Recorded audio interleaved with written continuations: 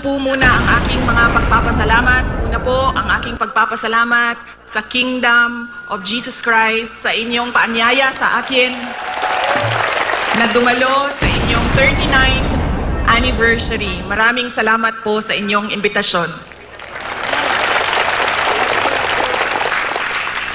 Pangalawang pagpapasalamat ko po ay mula po sa akin personal. Ang pagpapasalamat ko sa tulong ninyo, sa kampanya ninyo, sa suporta ninyo at sa boto ninyo para sa akin nung nakaraang halalan noong taong 2022. Ang susunod na pagpasalamat ay mula sa akin pa din, personal din sa akin, ang pagpapasalamat sa inyong lahat sa suporta ninyo sa aking trabaho noon sa Department of Education at patuloy na suporta ninyo sa aking opisina, ang Office of the Vice President.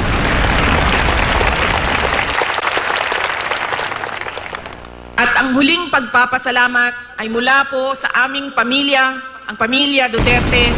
Napakalaki ng utang na loob namin sa inyong lahat, mga kababayan, sa pagkakataon na ibinibigay ninyo sa amin na makapaglingkod sa ating minamahal na Pilipinas. Maraming salamat po.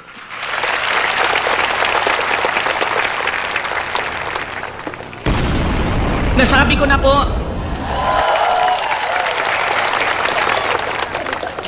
unahin ko po muna ang mga naririnig ko at narinig ko rin na nasabi ng membro ng Kingdom of Jesus Christ na sala manggunitanan ni Inday Sara, nidagan pa siya presidente, dili ta magkalisod-lisod, ani, atungnas.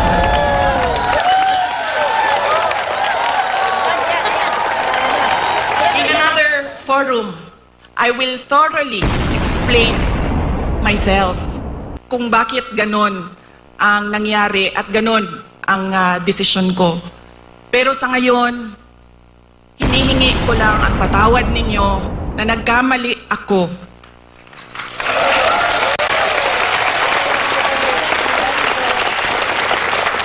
Nagkamali ako sa paghingi ng tulong at suporta niyo para kay Pangulong Bongbong Marcos.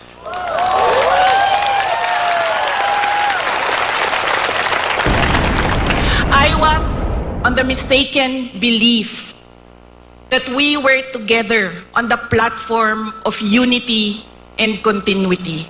Nagkamali ako, kaya hinihingi ko ang patawad ninyo.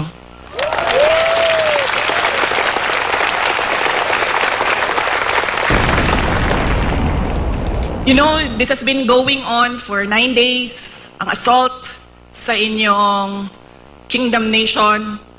At I could not come earlier dahil meron ding atake sa opisina ng pangalawang Pangulo. At hindi ko maiwanan ang aking mga kasamahan doon sa Office of the Vice President. But always remember na wala man ako lagi sa mga masasayang araw ninyo, pero nandito ako lagi sa inyong kalungkutan. I will always be with you in your darkness. Bago ako pumunta dito, doon sa Manila, sinabihan ako, huwag kang lumapit sa KOJC dahil talo ka dyan. Kalaban mo administrasyon, kalaban mo dayuhan na superpower. Sabi ko sa taong nagsabi sa akin noon, walang contest. Hindi ako matatalo. Walang kompetisyon. Bakit ako matatalo? They may be a minority.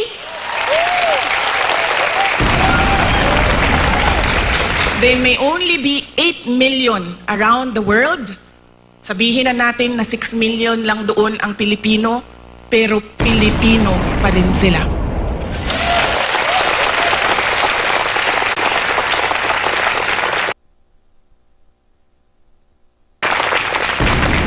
Noong ako ay naging Vice President, isa sa lagi na problema natin, di lang dito sa Davao City, but sa iba't ibang lugar ng Pilipinas, ay ang disaster response. So nung ako ay umupo, in-institutionalize namin ang Disaster Operations Center ng Office of the Vice President. Ang aming paghahanda ay disaster response. Pinaghandaan namin ang baha, pinaghandaan namin ang delubyo, typhoon, pinaghandaan namin ang earthquake, lahat ng maisip mo na kalamidad, pinaghandaan namin. Pero, nasabi ko doon sa mga kasamahan ko sa Office of the Vice President, we have not prepared for a crisis such as the Kingdom of Jesus Christ. So anong sabi ng libro natin dyan sa Disaster Operations Center? Ano ang dapat nating gawin sa crisis at disaster na ito? Lahat sila walang masagot. Kahit ako matagal, ako nag-isip kung ano ba ang response namin. Because this is a crisis. It is a disaster. And ano dapat ang tugon ng Office of the Vice President? At isa lang ang naisip ko. Sabi ko, as Vice President and as a Dabawenyo, I will be there to comfort them.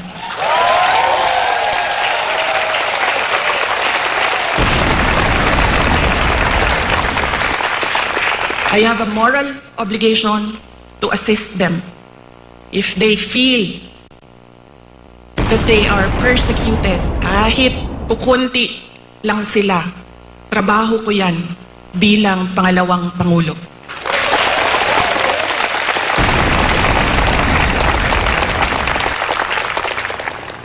Doon din sa amin, sa Office of the Vice President, sabi nung isang kasamahan namin, doon sa USEC namin, sabi niya, USEC, ano dahil hindi na nila mabili ang pagkain sa sobrang mahal ng pagkain.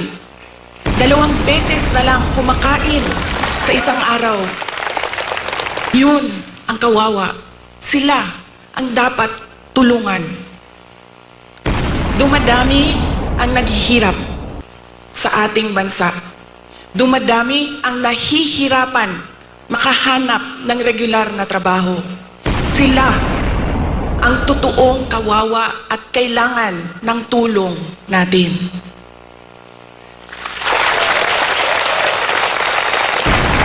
Ilang beses sa pag-atake sa akin, paulit-ulit ko sinabi, magtrabaho muna tayo. Because we owe it to our countrymen, because we made promises on stage, in front of everybody, na we will do something for our country. Paulit-ulit yan noong 1 taon. Hanggang ngayon, sinasabi ko, magtrabaho muna tayo. Mas maraming nangangailangan ng tulong kaysa mas interesado sa politika. Pero this night is not about me and my problems. Hindi ako kawawa. Mas kawawa ang mga kaibigan natin na natutulog sa politika.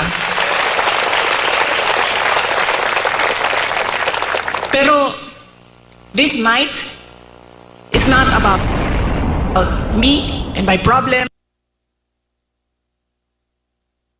Tandaan ninyo, hindi kayo kawawa.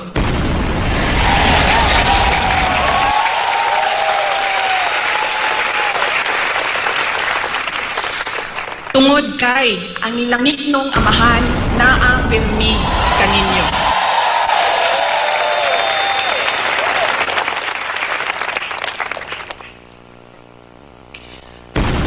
Noong isang araw, kausap ko yung SMNI President. Sabi ko sa kanya, Sir, bigyan mo ako ng update sa mga tao. Sabi niya sa akin, 3,000 kapulis, 4,000 kapulis, 5,000 kapulis, ilang ipadala dinhi sa Kingdom Nation. Nalisang na ang mga tao. Nangahadlok na sila. And then I said,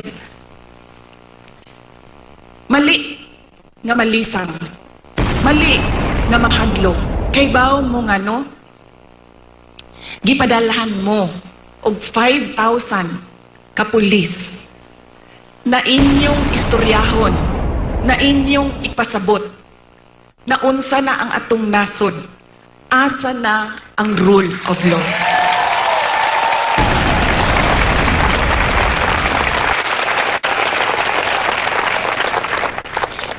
Nagdala sila dinhi para hadlokon mo, gipadala mo sa Ginoo para pasabton sila.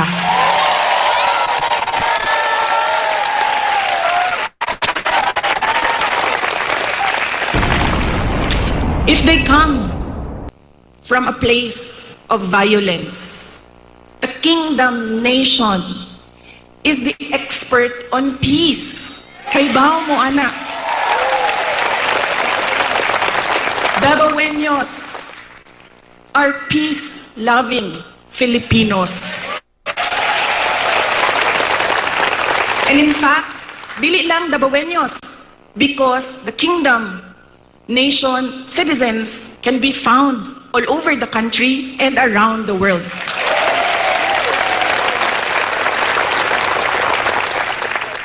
Kung ang gidala nila, if they bring you violence, give them peace. Show them peace.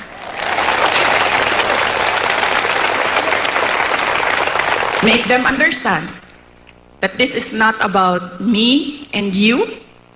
This is about the abuse of power and the assault on the freedom of religion. Because the kingdom nation citizens can be found all over the country and around the world.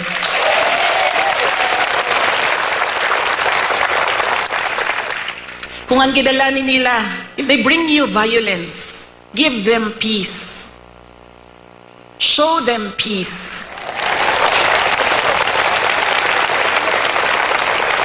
Make them understand that this is not about me and you.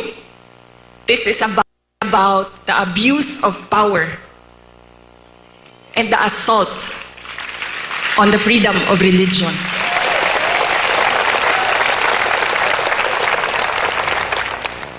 Violence, you have peace.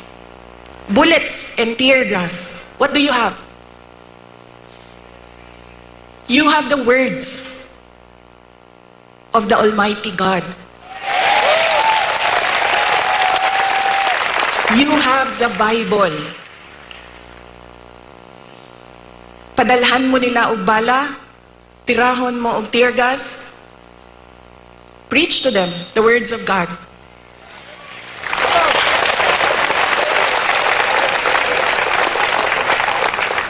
Pangtulo, if they come from the evils of Satan, what do you have?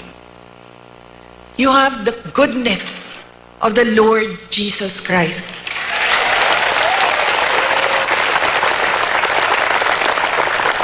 And always remember, kahit saan ka man pumunta, lahat nagsasabi, good triumphs over evil.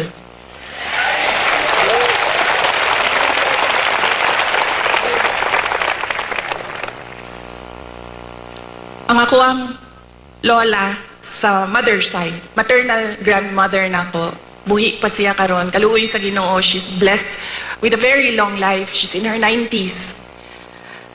Lumad sila dinhe sa Davao del Sur o Davao City, sa Padada Davao del Sur o diri sa Davao City. Ang iyahang trabaho is magmaligya o kaniadtong panahon, mga 1960s, 1970s, mamaligya og mga PX goods. Ano mga murag ukay-ukay kung ginatawag nato karon. Unya, mamaligya og mga lain-laing klaseng dry goods. Nakaadto siya og baklaran, namaligya siya og mga sandals, mga mo ang ginabaligya kaniadto. Sa iya ako nakakaton og kanang dili magulat nga naay customer, kundi tawagon nimo dapat ang customer, pasudlon nimo sa imuhang tindahan. Doon na siya'y pulong sa ako tung batanon pa ko.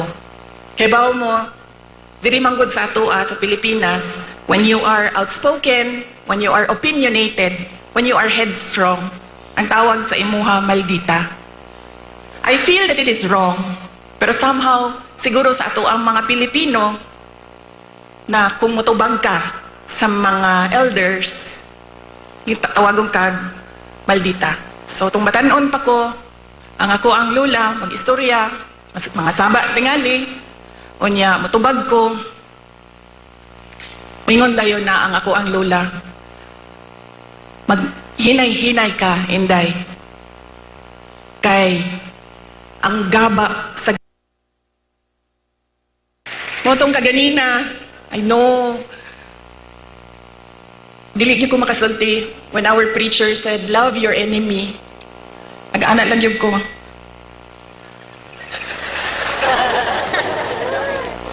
Wala pa ko sa punto sa mga miyembro. I am not in that level of spiritual enlightenment na I can love my enemies.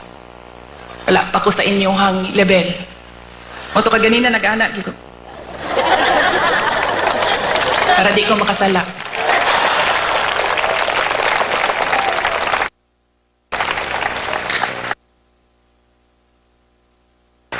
But you know, para sa ako dili man ako sila mamahal. I cannot bring myself to love them. Pero ang akong verse, pulong para kanila mao ang gaba sa Ginoo, di yun magsaba.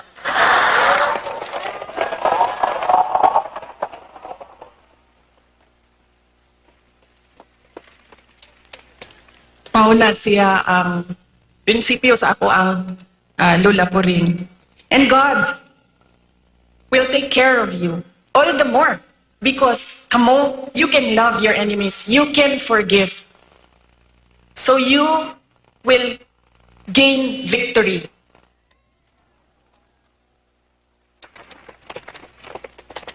God will be there, will always be behind you, around you, above you, underneath you, to cradle you, to shelter you. Because you know His power over all of us.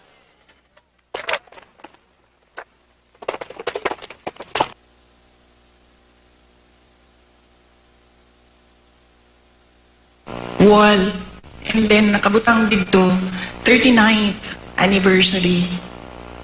Nakauna-una ko nga sa pagtuo sa mga inchik, malas magud ang 9.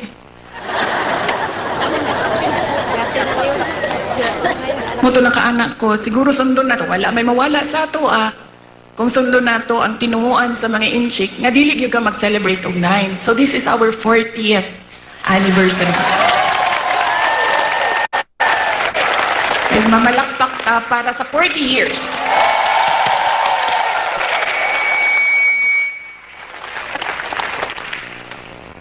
You have come a long way from 1 to almost or approximately 8 million around the world.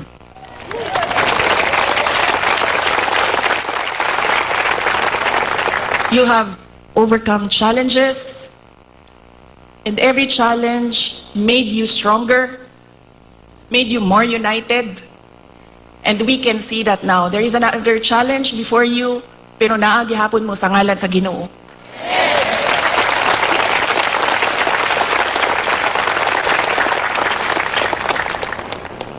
Ug sa tanaw nako, sa kadaghan, sa kalisod, ug sa kadaghan sa pandaot, ug sa kadaghan sa dili pagtuo sa inyo ug sa kadaghan sa kanang kantsaw ba sa inyong pagtuo. I think you will reach 100 years or more.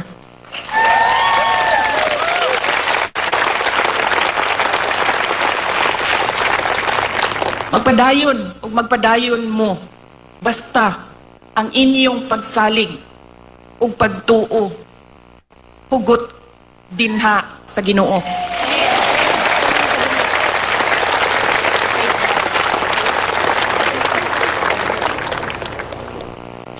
During COVID, it was a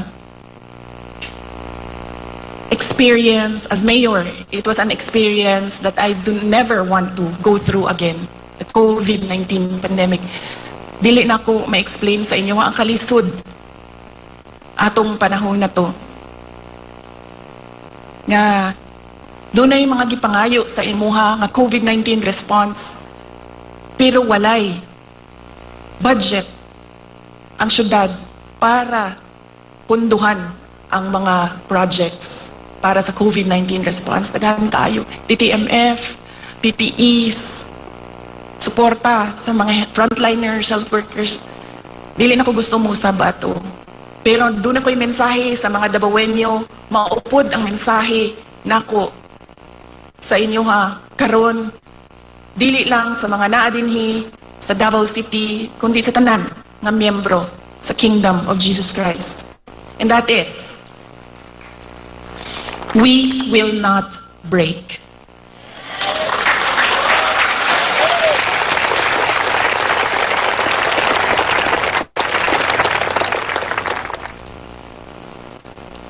On my way here, kaganina, nag-ingong ko nga, I will leave you with a verse. And nangita ko og verse, butang na ako dito, of being afraid. Na doon ay isa, on top of the list, which will guide you, which will guide me, which will guide our countrymen through these dark times of our nation. And that is Psalm 23, verse 4. Even though I walk through the valley of the shadow of death, I will fear no evil, for you are with me.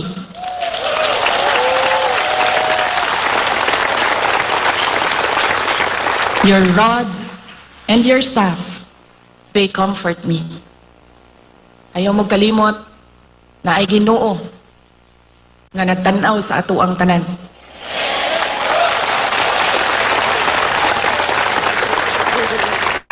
Og ang iyahang gaba, dili magsaba.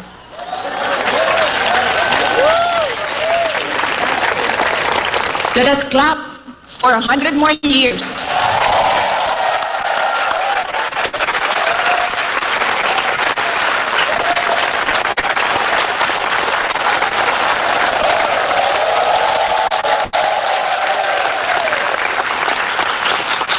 Ulitin ko ang aking kasiyahan na makasama ko kayo sa inyong 40th anniversary. We will not break.